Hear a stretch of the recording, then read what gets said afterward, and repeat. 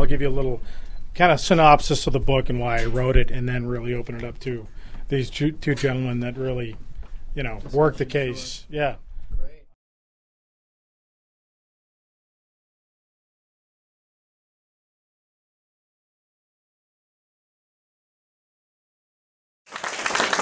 Lack of any investigation into what happened.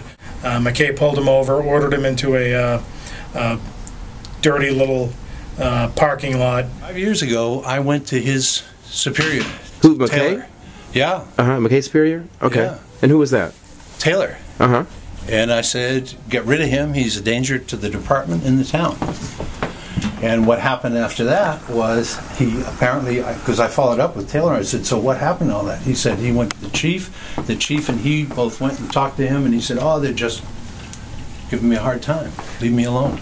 And that's how he got out of everything. I mean, the whole thing with Lisbon, the dust-up over there, taking the frequencies out of his radio, banning him from going through there, doing police work out of district. It's all part of his history. And he was a rogue in every sense, to other law enforcement and to people, particularly young men and women. The weak, the ones that hurt. But anyway, that's just a little background. And he was bad, and there's no question. And anyone in law enforcement that says he's one of them is getting on the wrong side. But in my journey, I found a number of things that were very alarming about the way that New Hampshire law enforcement excuse me, investigated this case. And I found parallels to other cases. There's a Michael Paulhus case in Nashua where there was a use of police force. This time we know the officer fired his weapon, but what we don't know is the trajectories or anything like that, because all the evidence was destroyed. So, make a long story short, I ended up suing the Attorney General's office and a couple of other entities, including the Franconia Police, under Right to Know Act. And I got a lot of information out of that. And, you know, some videos that they didn't want to give us. I have the actual sound file from 5/11 that could probably be researched further to see what happens after the point where Lico drives off. So that could be analyzed. And I got that through litigation, and just a number of other documents. You know, there were complaints, ethics complaints were filed against Bruce McKay by Troy Watts. He was Lico's attorney. Troy sent me an email describing all of this, but yet they couldn't find the ethics complaint. And I mean, these were serious issues that were brewing for a long time. The situation that private detective came up, talked to me for a while, then hired me to work for him. And together the two of us put in the next year of just gathering all the complaints we possibly could dig up, verbal, recording them, and everything else. And against Bruce McKay, you're saying? Against Bruce McKay, elements that had stayed secret pretty much for the general public, because these were reports that were filed with the Chief of Police, with the Board of Selectmen, with Kelly Ayotte, the Attorney General. And the amazing thing was, nothing seemed to have been done. In my eyes, and I'm jumping over a big fence at this point, I think that there are several people who are culpable of malfeasance, not completing their duty in the way they should have, because with the information they had about this guy, they had to say, get him out of uniform, get him out of the service. He doesn't belong there. A woman who was in the back of McKay's squad car, and she alleged, and this woman is a criminal justice major, and she's, you know, a teacher, well-respected person who was married to a police officer from another town that I won't say.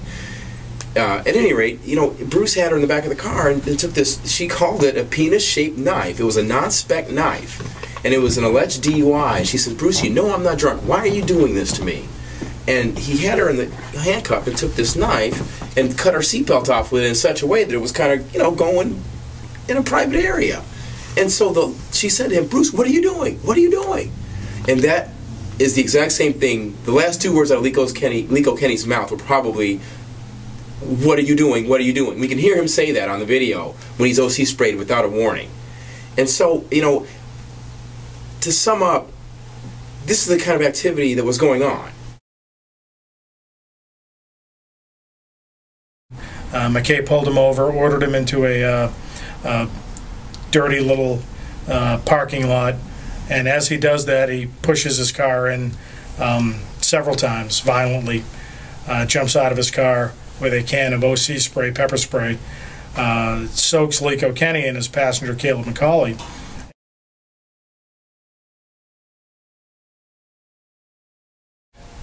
Greg Floyd says, "No, don't worry about me. I kill for the government.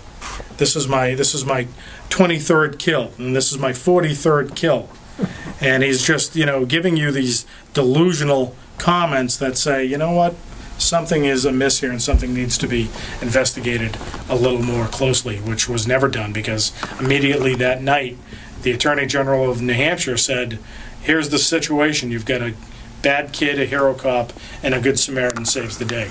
But when I got involved in this case, and I met people like, Chris King, Brad Whipple, and I also met people, members of the McKay family who have their own story to tell. I understood that there was a little more at stake here. Lico Kenny drove forward and ran into him. Not only once, but he did it twice. Now, supporters of Lico will say, well, his eyes were clouded by pepper spray, and he couldn't see where he was going, which I understand the first time. But the second time implies intent on Lico's part. It's true. We'll debate this, Chris. Floyd's son said that he didn't strike him the first time, but he stopped and backed up, and that's the official record. So there should be investigation into that.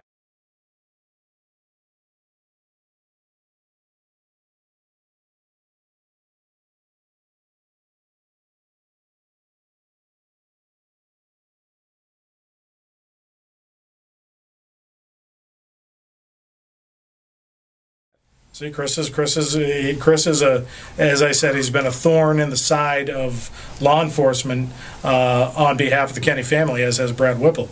And what I think brought these two together, and what brought me to the story, was the lack of any investigation into what happened on May 11, 2007. Thank you to my family. There are also other people I have to point out tonight that literally helped with the book. Chris King.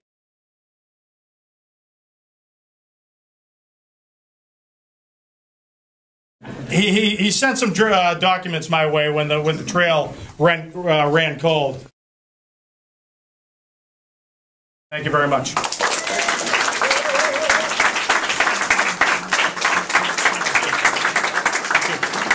right, man.